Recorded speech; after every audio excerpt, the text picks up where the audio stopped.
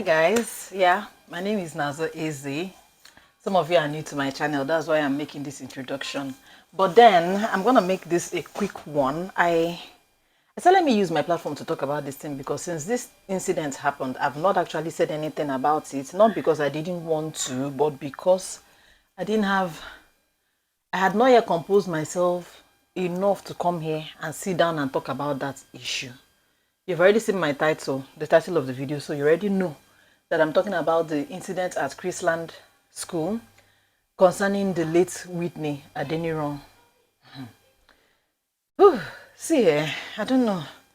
Honestly, I don't even know where to start. I don't know how to begin this video, but I'm still pained. I'm still pained. I can't even imagine what Whitney's parents went through and are still going through right now, because there is nothing in this world as painful as the loss of a child. A child. That girl's death pained me. It pained me for so many reasons. Number one, because that death could have been prevented. And also, number two, because of the attitude, the manner the school acted after the incident. And then number three, because of how the parents of the students of that school refused to hold the school accountable for what happened. These are the three reasons why it pained me, and I'm going to address those three reasons in this video.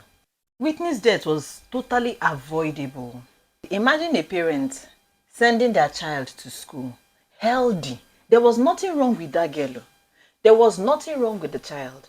You send your healthy, whole, complete child to school in the morning, and by afternoon you go to school to pick up your child, and you're met with one kind story, and then your child ends up dead. Like, imagine the pain, imagine the shock, imagine the horror. I can't even, whenever I try to imagine it, I just try to snap myself out of it, because the pain is too deep. I saw a video of Whitney's mom crying when she was crying, saying that her child was electrocuted to death. Chai, my heart broke. Like, I felt a physical pain in my chest from watching that video. I don't know how many of you saw that video. I'm going to insert the clip so that you see. My child was electrocuted to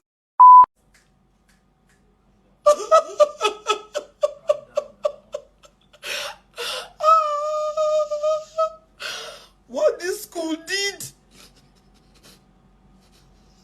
I told them, I don't want trouble. I don't want trouble.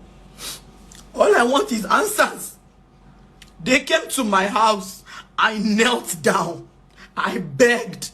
I pleaded. I said, Mrs. Amao, please. I don't know how autopsy is being done, but I have browsed it and the image is scary. Please. My daughter is already dead. Don't make me put her through that. They will. I beg you in the name of God. Tell me how a school as big and as popular and as rich as CHRISLAND school could not that they could afford. I wanted to say, tell me how they couldn't afford, but they could afford to put the necessary safety measures in place for their inter-house sports. So tell me how there was no ambulance on site. How a child was electrocuted and there was no ambulance on site to at least administer the basic CPR to revive that child, that they now had to pour water on a child that was electrocuted. I just don't get it. All these schools, all these Nigerian schools that charge a lot of money as school fees, but the simple safety measures they can't put in place. And the school fees is usually very outrageous. Remember that Dowen College own, that a child was beaten to death, Sylvester Omoromi. No CCTV cameras upon all the big school fees. So what is the money for? What there is the money to do? How can a school be so nonchalant about the people, the children, the wards that are entrusted into their care? When children are sent to your school, whether it's a day school or a boarding school, for those few hours, for day students now, for example, those few hours that they are in your care, you should take care of them. You should take good care of these children. These children, now people get them all. Now people get them. You can't afford to be very careless about them. All our schools back home do is to just collect money. Just to collect their school fees. That's all they know. Now, care for the children that are placed in your care. Upe. And then I saw a video where Whitney's mom was talking about how the CHRISLAND school authorities were demanding for an autopsy to be done. And even though her parents didn't want that autopsy to be done, they still carried out that autopsy. That one, like, as if the girl did not die a painful death already, they still had to mutilate her dead body. Looking for what I don't know. As if they did not know what happened to her in the first place. As if they did not know that this girl died under their watch. Somebody's child. It's even the lack of the insensitivity that is mind-boggling. Very, very, I don't know. I just don't know the word to use. And then let's talk about the parents. The parents that, because it's not their child, they don't really care. All they know is that they've already paid school fees. What's going to happen to the remaining of the school fees? Because government actually shuts down the school for some time. But guess what? They've already opened it. And that's even one of the reasons why I said, let me make this video today. Because yesterday I read a post on Instablog where they said that parents were they were clamoring for the school to be opened. Sake of say that the students have terminal exams. That's JS3 and SS3 students have terminal exams. So that they should open the school to enable the students to prepare for their exams. And before evening of that same yesterday, I saw a post that they've opened the school.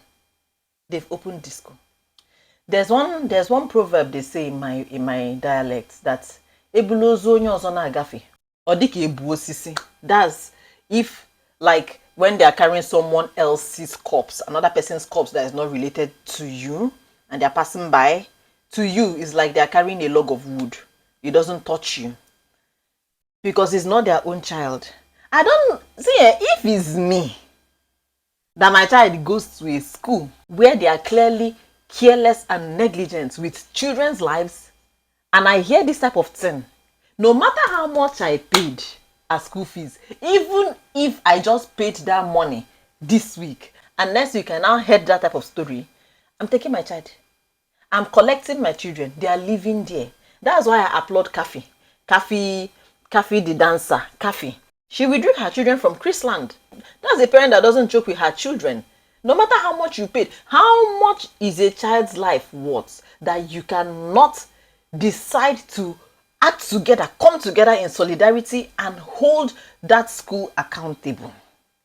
Our children have terminal exams. See, it's not just government that is the problem of Nigeria. Nigerians self are the problem of Nigeria, because when a school, if a school is careless like that and the parents cooperate together and hold that school accountable and they shut down that school indefinitely or permanently, trust me, other schools will sit up. Trust me, other schools will behave. They need a scapegoat. When a school is made a scapegoat, when they make a scapegoat of one particular school, other schools will sit up. But now, the way things are going on, though when college, a child died, they just messed up and they killed somebody's child like that. They covered it up. Any small thing, they'll cover it up because of, they feel like they've made it. The schools, they are rich, they are wealthy, they can easily cover up anything. They'll cover it up. Lagos State government will close the school for a few weeks. Next thing you will hear, they have opened the school. It's business as usual. Children are going in, coming out. I say if it's me, no matter the name the school has, no matter how much I paid, I'm taking my children out because no amount of money is worth my child's life. I don't know when parents will should I say, have sense, because to me it's senseless. It's a very senseless behavior, honestly. Kafi was saying in a video that why is it that something bad, something terrible, something fatal has to happen, a major accident has to happen to make them sit up and apply the necessary safety measures. For example, a child has to die for them to now know that during inter-house sports, there has to be an ambulance on ground. Or a child has to drown at school for them to know that there should be lifeguards in the swimming pool with the children. Or a school bus has to tumble before, you get what I'm trying to say. I don't know why it's like that. Why can't they put necessary safety measures in place right from the get-go? I don't know why they're so, I don't know, I just don't understand why Nigerian schools are so careless with children's lives. On this same channel, I filmed a video of how children, I even put the picture, how children went for excursion. They were crossing, they entered boats, Abikenu.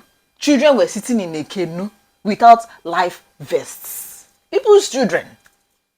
The parents now are at different places. Some parents are at work, some parents are at home. All they know is that our children went for excursion.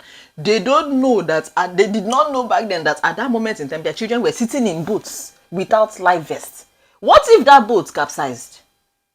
Maybe they will come out and say justice for our children. Like, I don't understand. How are schools in Nigeria so careless with children's lives? How?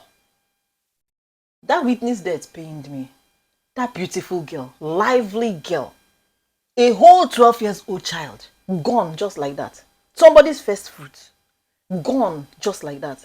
Whenever I saw that woman cry, Whitney's mom, my heart used to, on abali, watching her.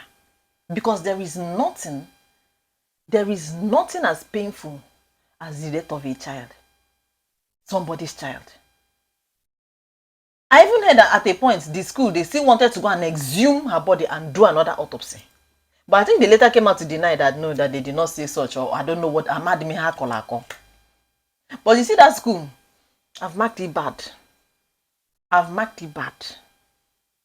It's just unfortunate and disappointing that schools will have big names in Nigeria collecting big money in the name of school fees, but you cannot put basic safety measures in place.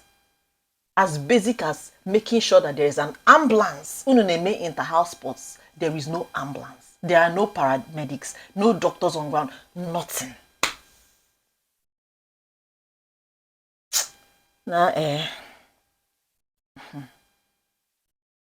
It's God that will help. It's just God, because like I said, it's not about government officials. So everybody needs to be held accountable down to the least person in that country, the least career, be job or whatever, or post, or I don't know what to say. As in, you understand what I mean? Every single body needs to be held accountable for the things they do for that country to actually work.